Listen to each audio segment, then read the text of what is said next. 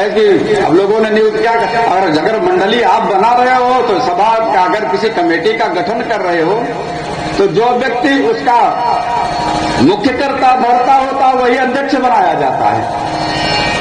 कैसा अच्छा है कि इसका अध्यक्ष तुम, हम लोग साथ रहेंगे पीछे पीछे, लेकिन आगे आगे तुम चलो तो पीछे हम रहेंगे। अब बाल गोपाल चोर मंडली बनी और कहा कि ऐसा है कि यह चोरी की कला जो है हमको अपने अपने घर से शुरू करनी है, दूसरे के घर से नहीं, अपने अपने घर से।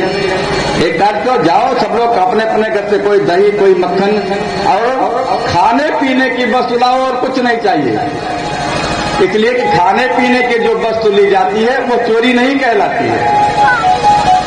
खाने पीने की वस्तु को लेना चोरी नहीं कहलाता है, लेकिन उतने कि हम बहुत अधिक मात्रा में न ले जाए।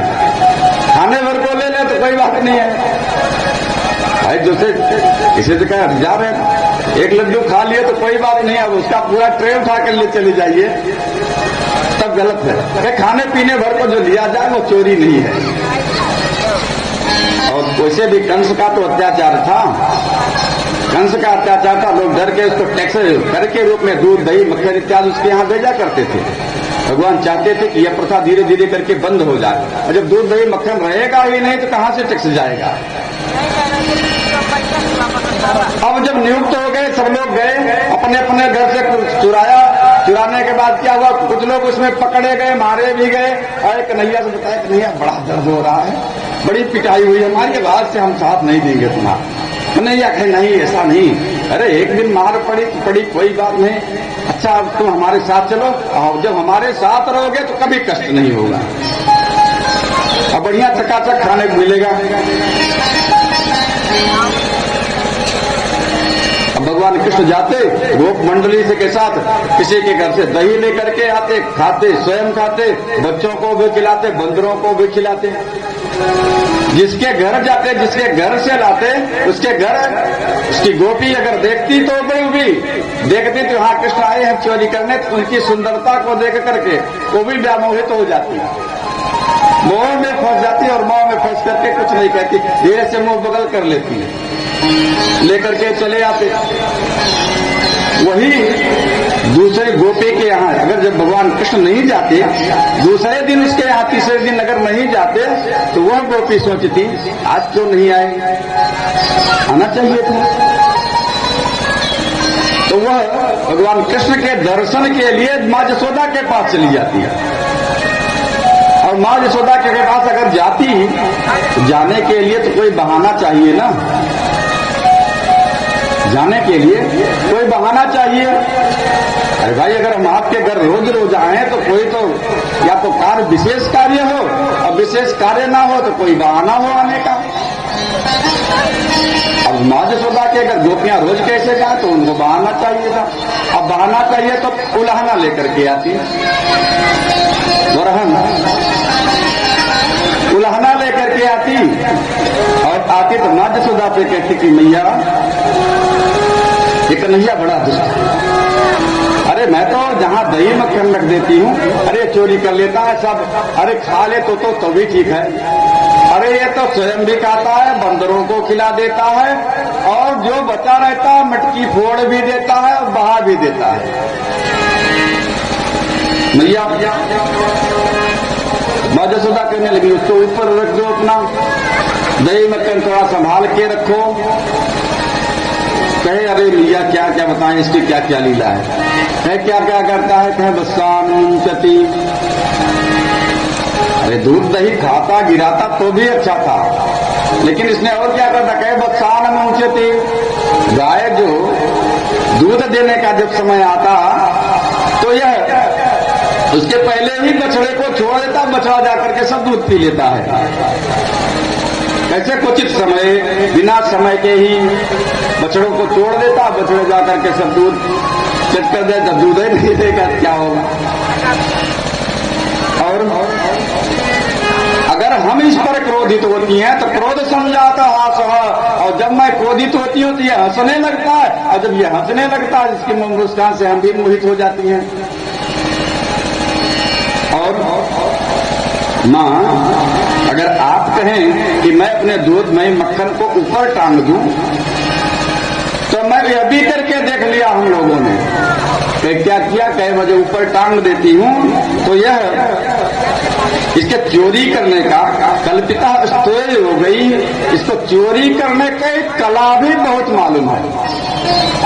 ये करता क्या है कि पहले उखल लाता, उखल के ऊपर पीढ़ा रख देता, पीढ़े के ऊपर से भी नहीं पहुंचा तो अपने किसी साथी को खड़ा कर देता, साथी के ऊपर स्वयं चढ़ जाता है।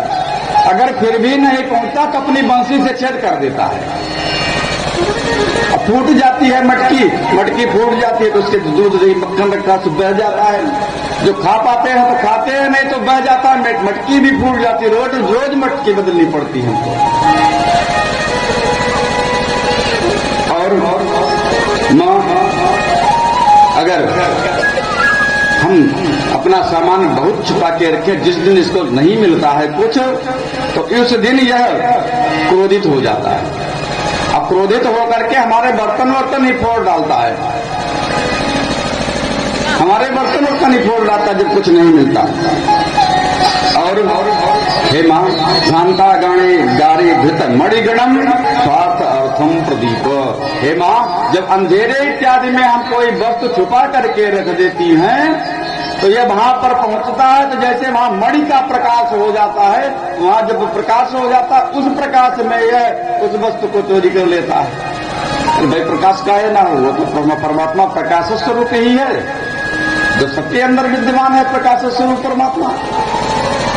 और जहां जाए वहां प्रकाश ना हो तो उसका अस्तित्व कैसे है।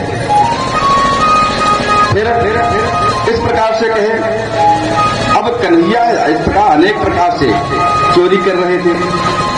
एक दिन की बात, मां जसोदा के आंगन में भगवान कृष्ण खेल रहे थे। और आंगन में खेल रहे थे, खेलते खेलते फिर कुछ दुष्टता की, तभी मां ने इनको पकड़ करके चारपाई में बांध दिया। जब चारपाई में बांधा तो एक संत उधर से जा रहे थे। संत जब उधर से जा रहे थे, संत कहने लगे, किम ब्रूमस्ताम यशोदे के कति कति जन्मन सुकृति क्षेत्रे बंधन पूर्वम गत्वा चित्रक विधाने कतिकत सुकृत अर्जितानी को शक्रो न शंको न स्वयंभू न विपुवत मदन रिपु यश लेभे प्रसादम तत्पूर्वम ब्रह्म भूमो विलुठत गोड़ मारू। अर्थात अरे जसोदा कितनी भाग्यशाली है, यशोदा कितनी भाग्यशाली है कि जो ब्रह्म सारे समस्त संसार को बंधन से मुक्त करता है और फिर बंधन में डाल देता है, वही आज यशोदा के बंधन में है। वो यशोदा के बंधन में है।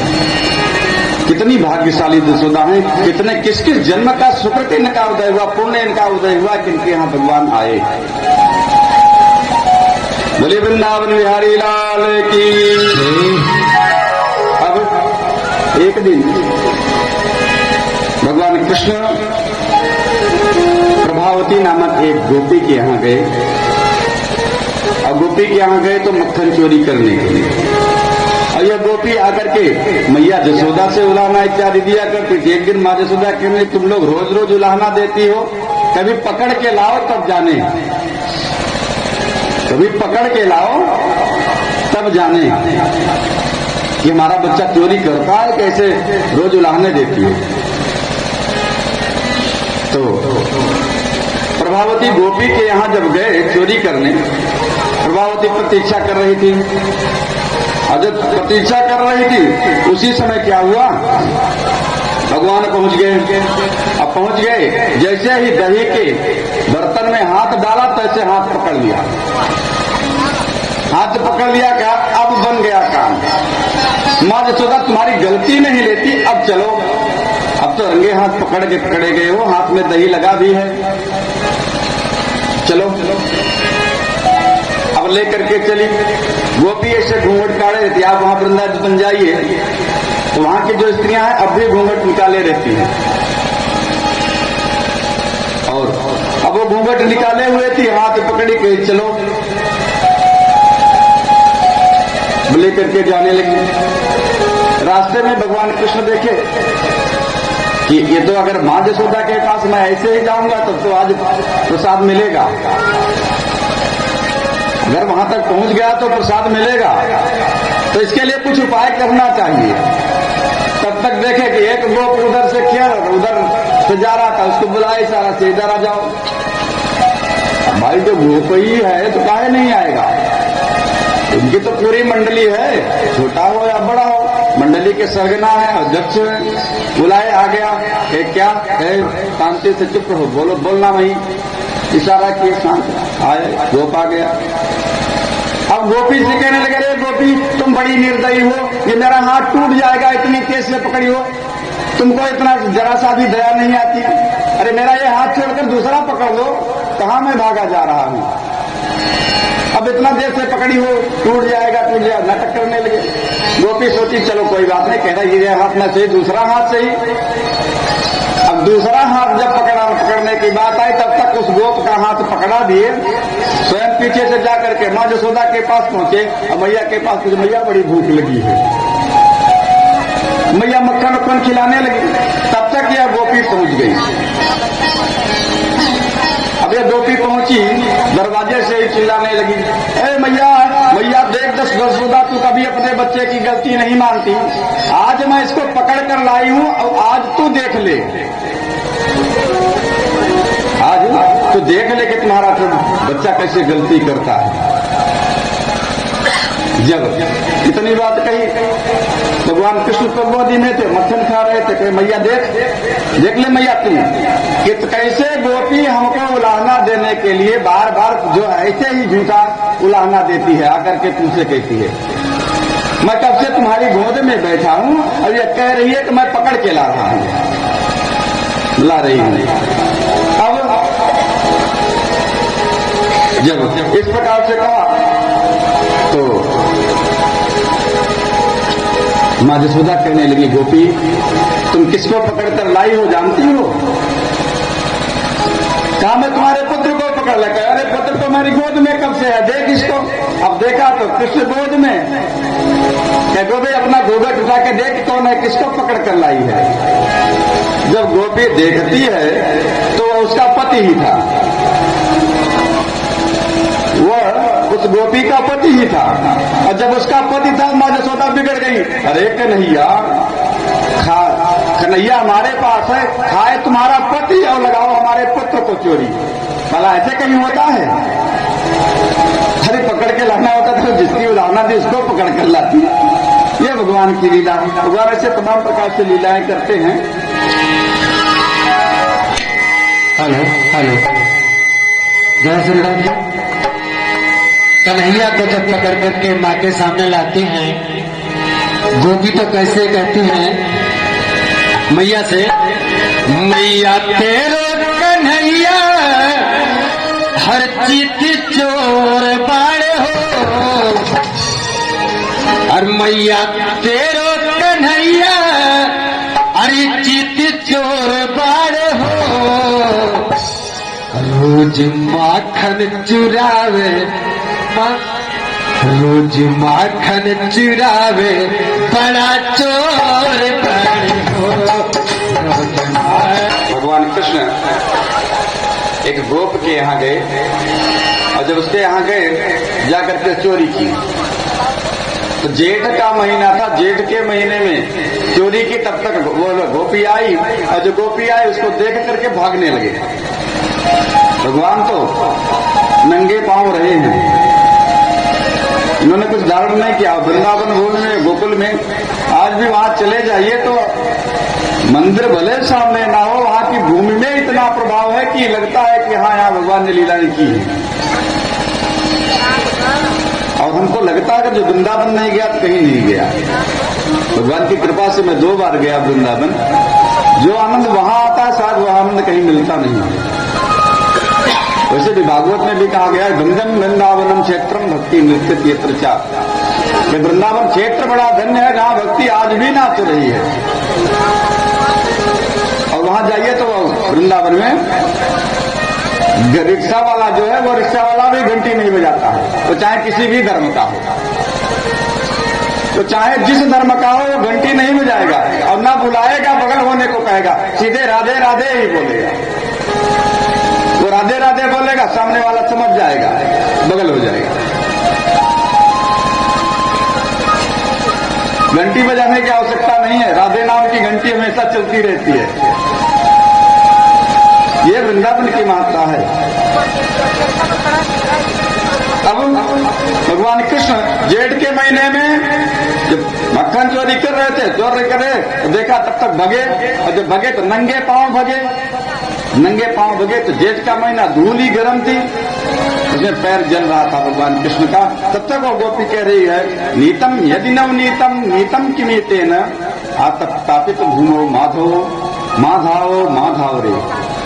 हे माधव, ये जेठ के महीने में तुम नंगे पांव दौड़ रहे हो, भाग रहे हो। अरे मक्खन खा लिया तो खा लिया, कोई बात नहीं, और इस नंगे पांव तुम भूमि में भाग रहे हो। या जेठ के महीने की धूल जल रही है, इसमें तुम्हारा पैर जल रहा है। जो तुम्हारा पैर जल रहा है, तुम्हारा पैर तो हमारे अंतःकरण में, हृदय में स्थित है, तुम्हारा हृदय जल रहा है। इसलिए खाया तो कोई बात नहीं, भागो मत।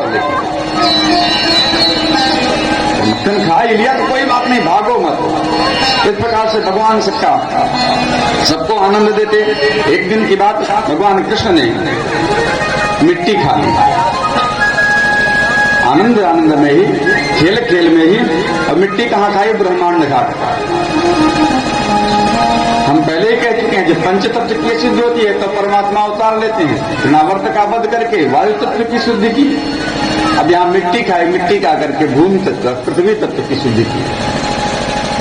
एक दिन भगवान मिट्टी खा लिए, अब खेल खेल में ही, अब जब मिट्टी खा लिए, अब वहां बलराम भैया भी थे साथ में। बलराम कहे, चलो अब मैया शिकायत करूंगा। मैया अब तक किसी का उलाहना नहीं लेती, किसी की बात नहीं मानती है।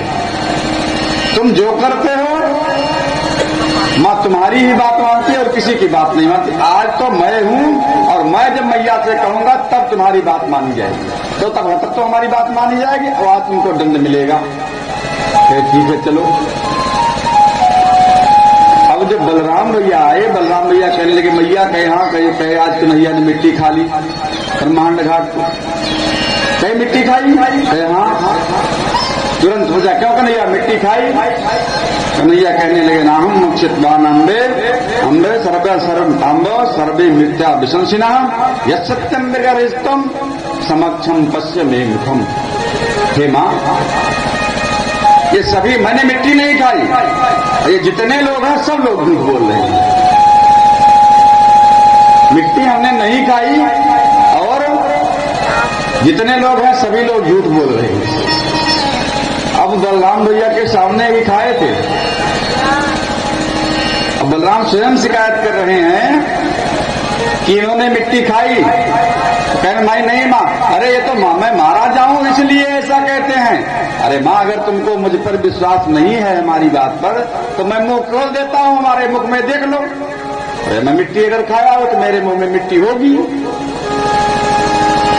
अगर मिट्टी नहीं है तो फिर कहने की क्या? तो मेरी गलती है नहीं, मैंने मिट्टी खाई नहीं। अब जिस प्रकार से कहा, मैया जसोदा कहीं का ठीक मुंह खोल। अब मुंह खोला, जैसे भगवान ने मुंह खोला तो संपूर्ण ब्रह्मांड उसी मुंह के अंदर दिखाई पड़ा भगवान के। अब उसी ब्रह्मांड के अंदर अतल वितल सुतल तलातर सातर महिता साहब दिखाई पड़ा, भूलोक भी दिखाई दे रहा है, अपना भारतवर्ष भी, वृंदावन धाम भी, जसोदा जी का घर भी, उनका आंगन भी, जहां देख रही हूं उसमें मैया जसोदा भी खड़ी हैं, कृष्ण भी खड़े हैं उसी मुंह में भगवान कृष्ण के। अब सोच रही ये क्या हो रहा है, मैं इसका मुख देख रहा हूं, दिखाई क्या पड़ रहा है। तब तक अपनी आंख बंद किया, आंख बंद किया, फिर आंख खोलने लगे, खोलने को तब तक मुंह खोल बंद कर लिए भगवान। क्या मैया क्या हुआ? मिट्टी दिखाई दी, मिट्टी दिखाई दी मैया? कहे कि नहीं, मिट्टी तो नहीं खाया, और जिसके अंदर सारा ब्रह्मांड ही है तो मिट्टी कहां से रहेगी? और ब्रह्मांड का सृजन तो वही करता है। इसलिए 16 कला से संपूर्ण अवतार कहे गए हैं। भागवत में जब प्रश्न किया कि कौन कौन से अवतार हुए हैं तो 22 अवतारों का वर्णन किया, तो उसी में कहे कि एटे चांस कला पुंसा कृष्णस्तु भगवान स्वयं, या और जितने भी अवतार हुए हैं वह अवतार कला इत्यादि कलाओं का हुए हैं, लेकिन कृष्ण का जो अवतार हुआ वह कुल 16 कला से हुआ है और भगवान स्वयं कृष्ण बन के आए थे। बोले वृंदावन बिहारी लाल की। अब भगवान कृष्ण अपना मुख बंद कर लिए, और जब मुख बंद कर दिए इस भगवान ने मां यशोदा को अपनी ऐश्वर्य शक्ति दिखाई है। ये भगवान का ऐश्वर्य है कि संपूर्ण ब्रह्मांड की रचना करना और ब्रह्मांड को अपने में रखना। इस प्रकार से फिर नंद बाबा यशोदा एक दिन की बात सुखदेव जी कहते हैं कि हे परीक्षित, एकदा गृहदासीषु यशोदानंद गेहिनी कर्मांतर नियुक्तासु निर्ममंथ स्वयं दधी। एकदा दीपावल्यावसरे, एक दिन दीपावली के अवसर पर नंद गेहिनी यशोदा एक दिन दीपावली के अवसर पर मां यशोदा ने क्या किया कि जो उनकी दासियां थी उन दासियों को दूसरे कर्म में लगा दिया। दीपावली का अवसर था तो मां यशोदा ने सोचा कि आज मैं अपने बच्चे के लिए स्वयं दधी मथूंगी, मक्खन निकालूंगी, ताजा ताजा मक्खन, और ताजा ताजा मक्खन खिलाऊंगी। माताएं तो ऐसे ही सोचती है बच्चा बढ़िया बढ़िया खाए, ये तो पुरुष रहे, तंदुरुस्त रहे तो अच्छा रहता है।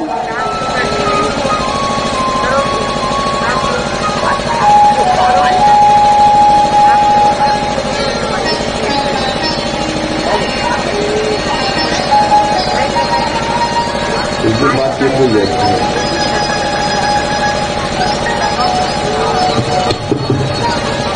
कृपया आप लोग शांति का योगदान दें। कथा यार वो जगह थोड़ी सुन लें, थोड़ा देर आप लोग समय यह कथा हो ध्यान पूर्वक। बोले वृंदावन बिहारी लाल की जय हो। इधर देखो गौरी,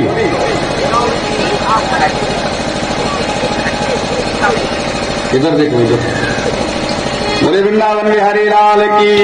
अब मां यशोदा सोच रही है कि आज दीपावली का अवसर है कि मैं अपने पुत्र के लिए स्वयं मक्खन निकालूं ताजा ताजा, और ताजा ताजा मक्खन खिलाऊं। दासियों का जो मक्खन का दही मतने का काम जो दासियां करती थी उन दासियों को दूसरे कार्य में लगा दिया और स्वयं दही मतने लगी। सुखदेव जी कहते हैं कि हे परीक्षित, मां यशोदा का स्वरूप देखिए, इसलिए कि अगर अवसर हो तो अवसर पे नाच गाना बजाना सब कुछ होना चाहिए। और दीपावली का अवसर अब कह रहे माता यशोदा देखो कैसे कर रही है। वर्णन करते हैं, दास जी लिखते हैं भागवत में कि चौमम्मा सह प्रतिपत्तटे विव्रति सूत्र नद्दम पुत्र स्नेह सुतजुगम जात कंपम च शुभ्रो रज्जाकर्षण भुज चलत कुंडलौ कंकड़ौ चा कंकड़ौ कुंडले चा छिन्नम वक्त्रम कवल विगलत मालती निर्ममंथ। अर्थात छौमम वासा, छौम वैसे सामान्य अर्थों में हम रेशमी वस्त्र से उसका अर्थ लगाते हैं, लेकिन थोड़ा थोड़ा अंतर है वस्त्रों में। छौम कौशीय और वलकल वस्त्र में।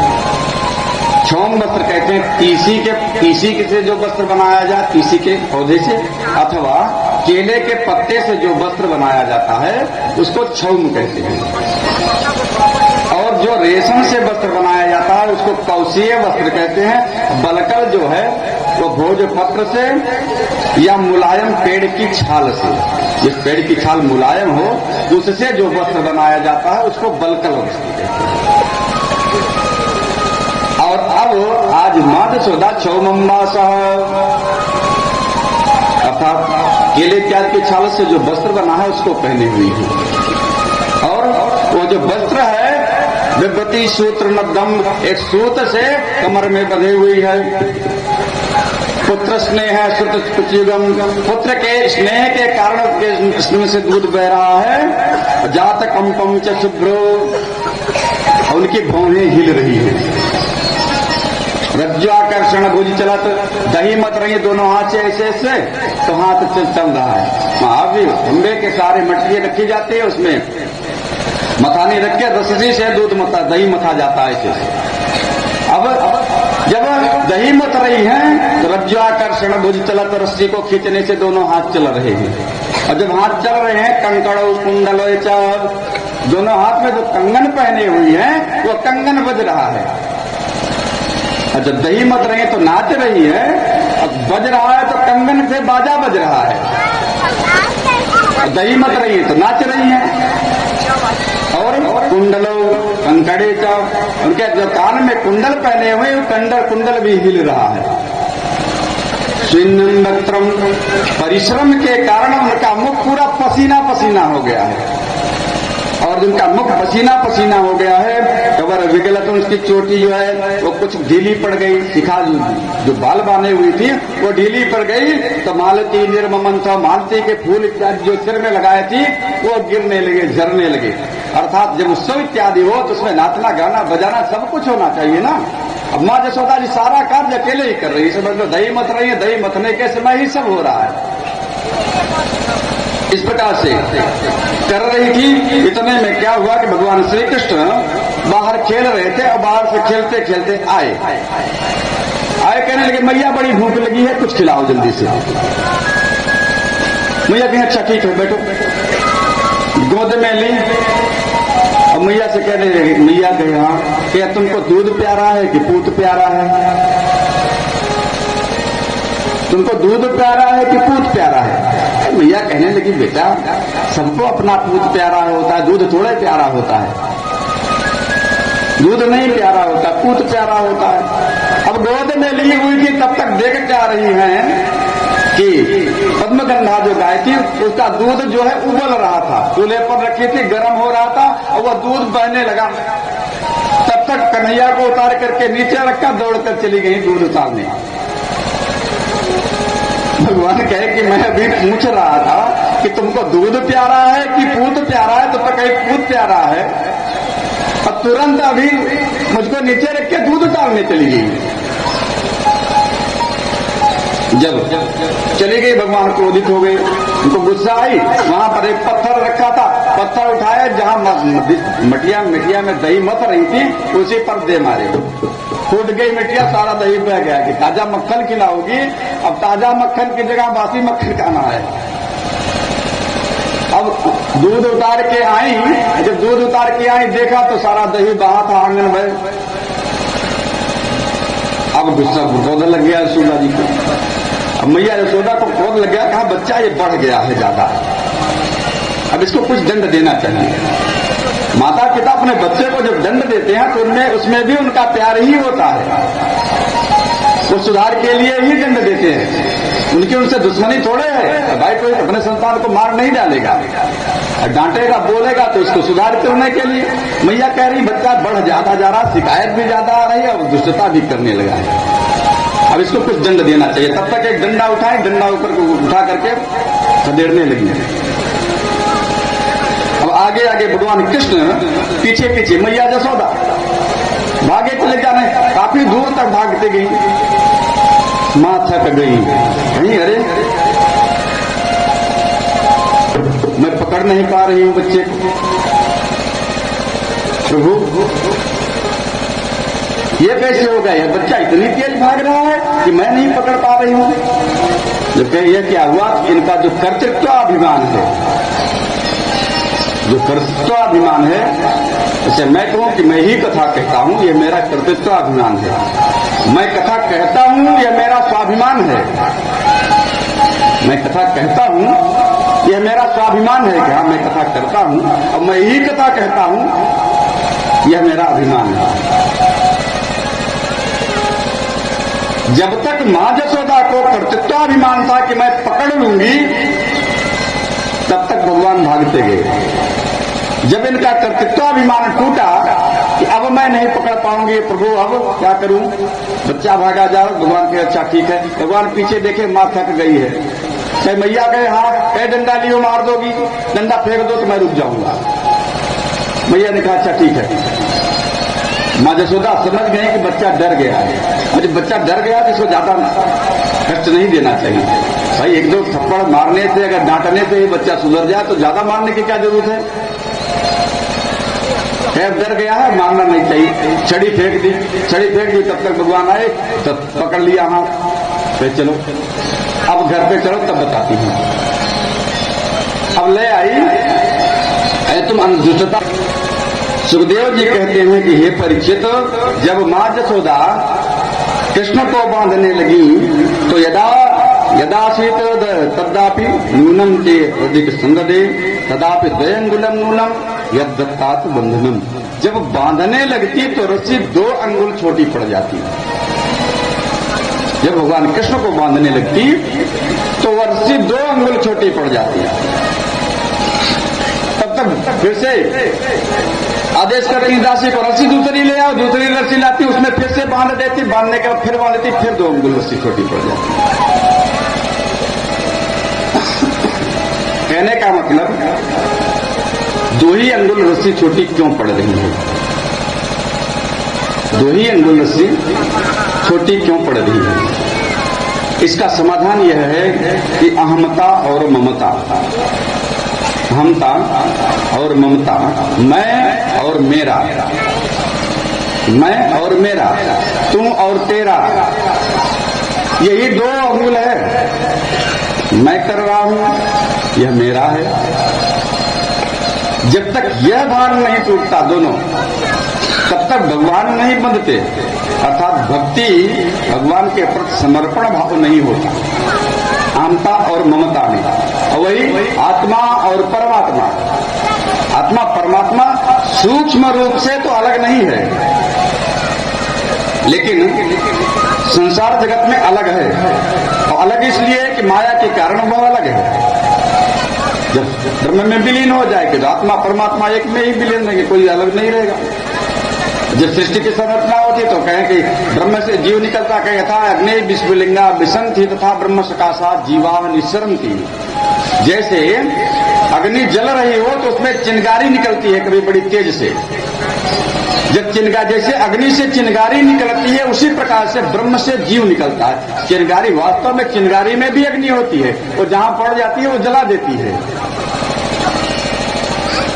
और अग्नि का काम भी जलाना है, उस चिंगारी का भी काम कर जलाना है। लेकिन वह चिंगारी जा करके वातावरण में वहां शांति है, इसलिए वो शांत हो जाती है जल्दी से, उसका अस्तित्व समाप्त हो जाता है। उसी प्रकार से जीव तो ब्रह्म से निकला है, ब्रह्म ही है, परंतु वह माया के आवरण के कारण वो अपने को भूल गया है कि मैं ब्रह्म हूं।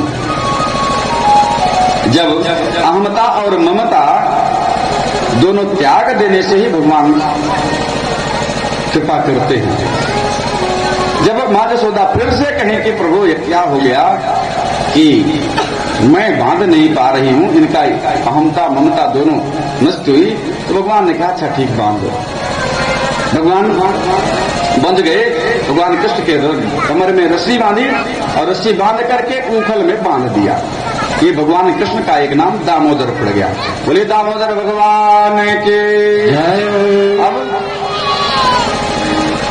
दामोदर नाम जब पड़ गया भगवान कृष्ण का, भगवान कृष्ण ऊखल से बंधे हुए हैं,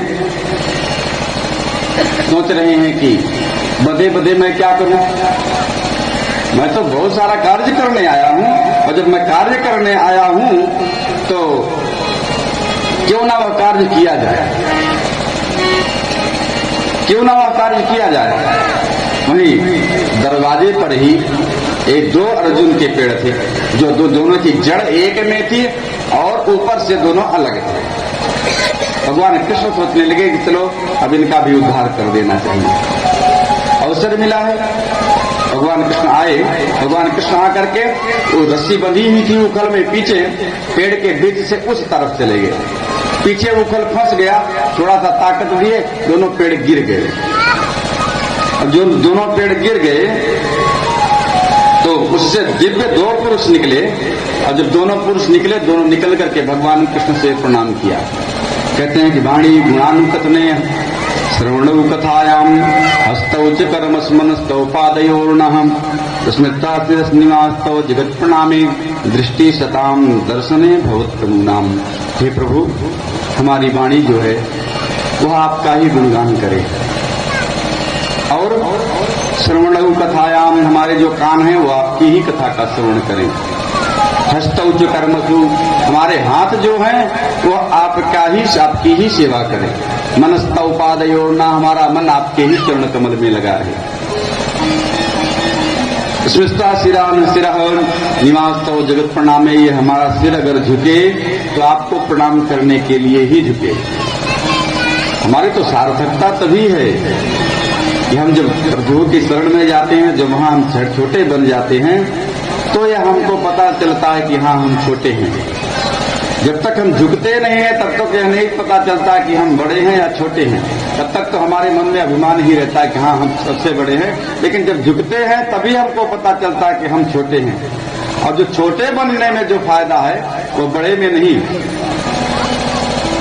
छोटे बनने में जो फायदा है वो बड़े में नहीं। जैसे कबीरदास जी थे तो इनका लोगों ने विरोध किया। संतों का भी विरोध होता है, जो अच्छा होता है उसका विरोध निश्चित ही होता है।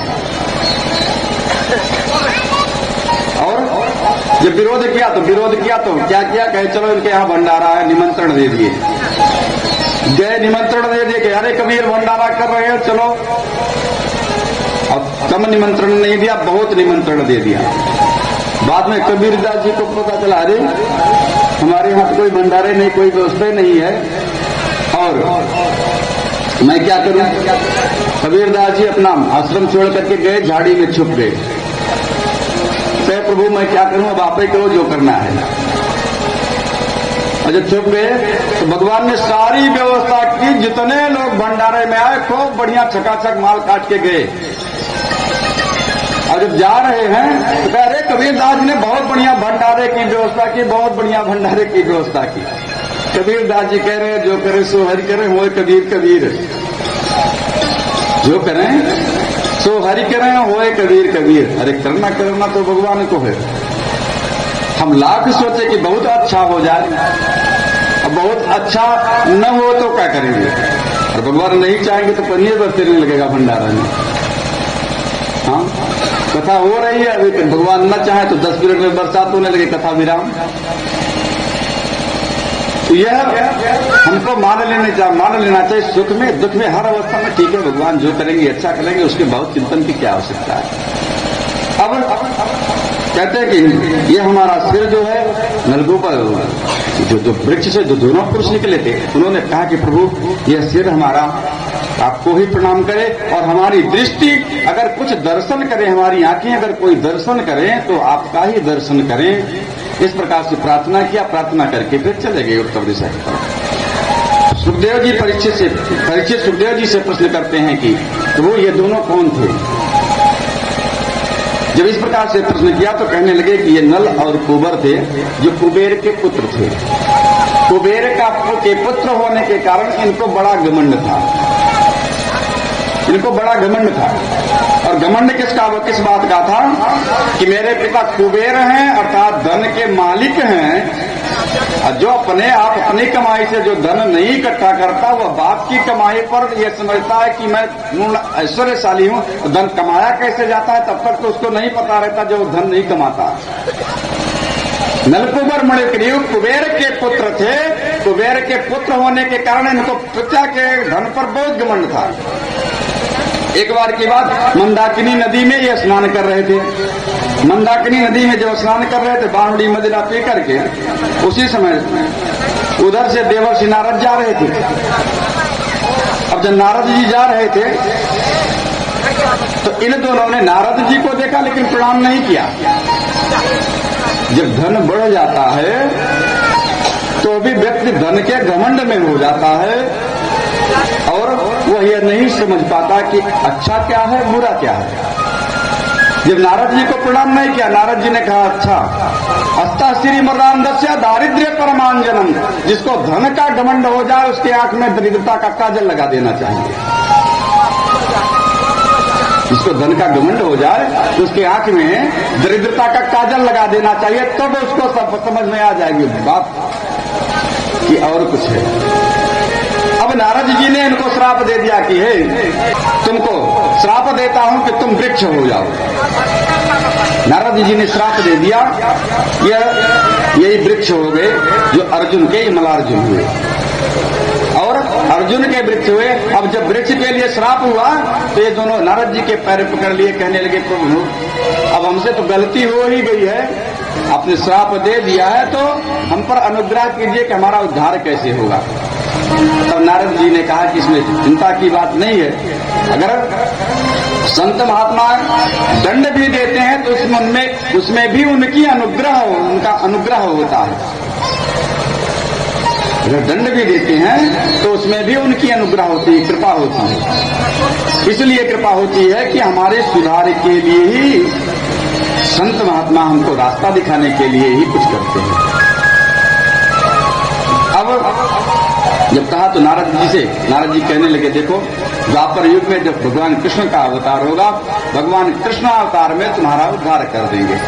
वही कुबेर जी के पुत्र जो नलकुबर मणिग्रीव थे वही दूसरे जन्म में यमलार्जुन हुए, जिनका उद्धार भगवान कृष्ण ने किया। बोले वृंदावन बिहारी लाल के। अब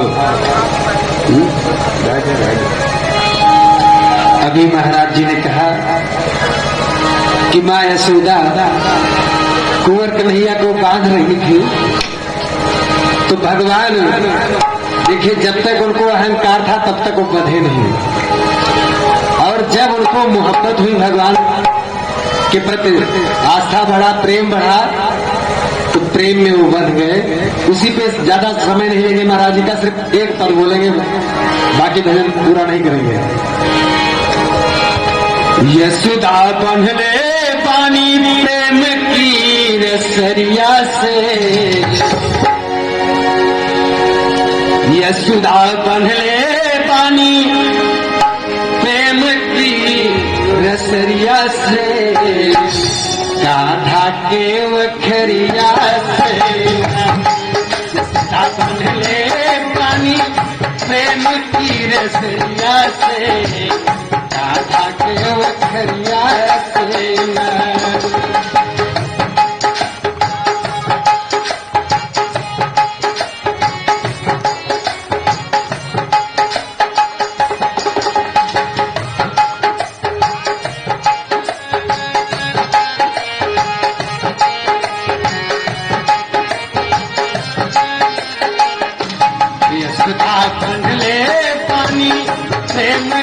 रसरिया से, राधा के वखरिया से।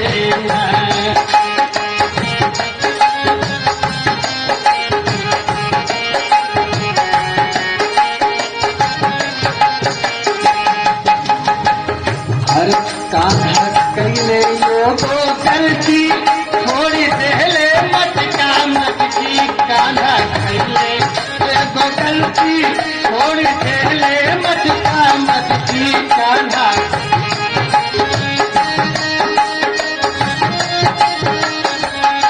कान्हा कैले योगो गलती, थोड़ी देहले मटका मटकी।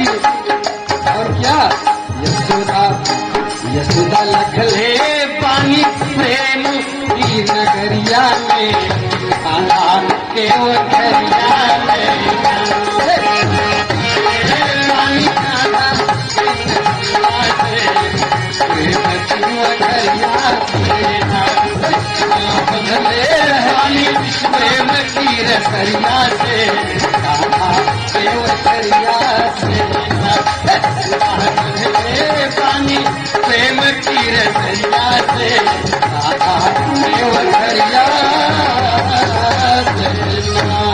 बोले दामोदर भगवान की।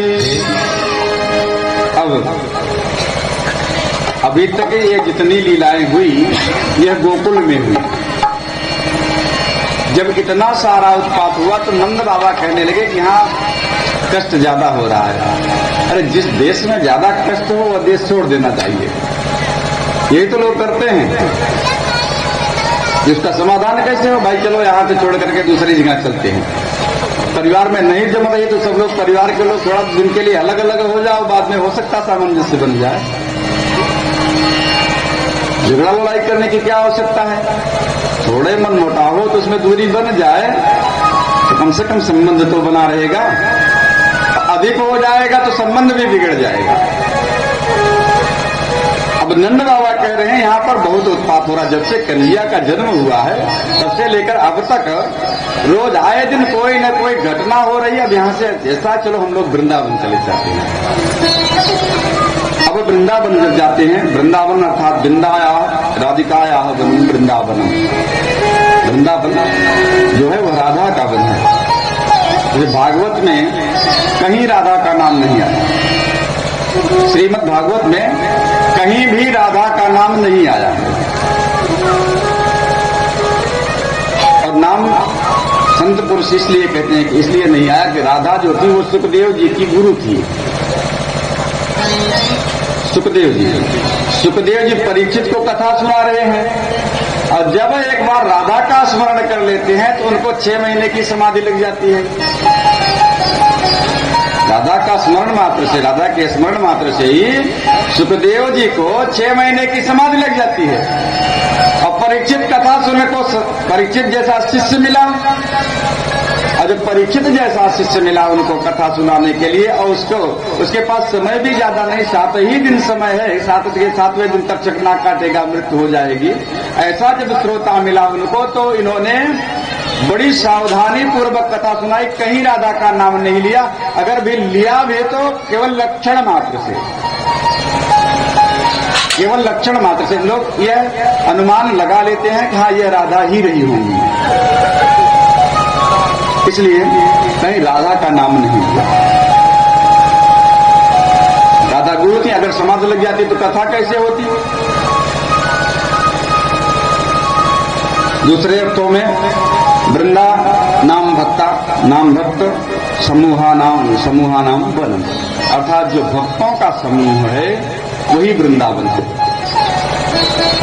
जो भक्तों का समूह है वही वृंदावन है। अरे भक्त जहाँ इकट्ठा हो जाए, भगवान का भजन कीर्तन होने लगे तो वृंदावन होने में क्या देर लगती है क्या? वृंदावन जैसा यही आनंद हो जाता है। कीर्तन करने लगे राधे राधे, बस राधा जी रानी आई तो वृंदावन हो गया। और दूसरा अर्थ है वृंदा का तुलसी होता है। तुलसी का जो वन है वही वृंदावन है। अब वृंदावन गोकुल छोड़ करके परिवार सहित वृंदावन में आ गए। और जब वृंदावन में आए तो वृंदावन में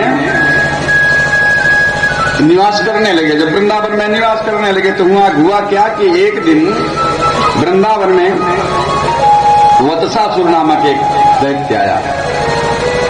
वत्सासुर, और जब वत्सासुर आया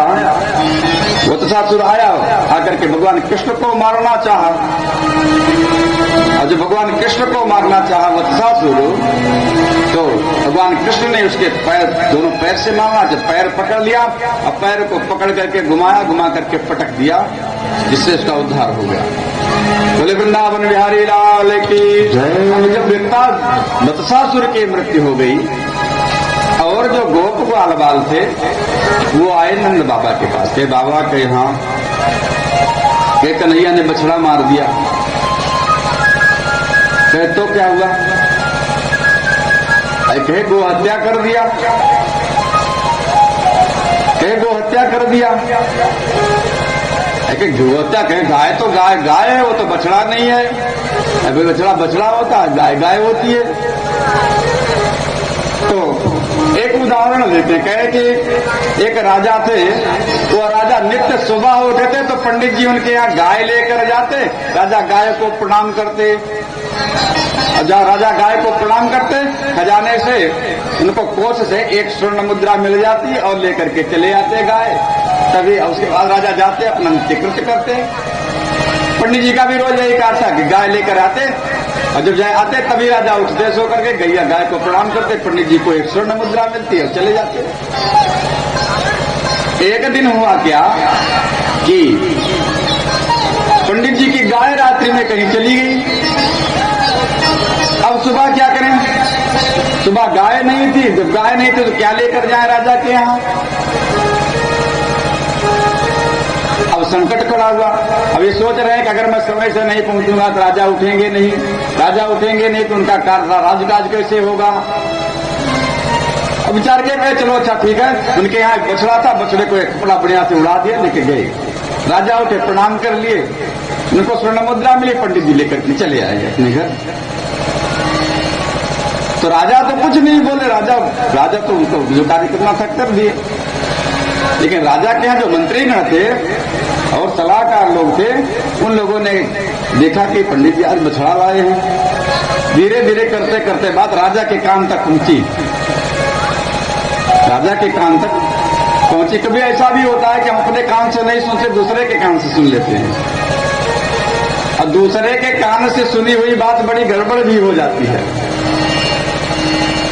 बड़ी गड़बड़ भी हो जाती है। वो पता नहीं किस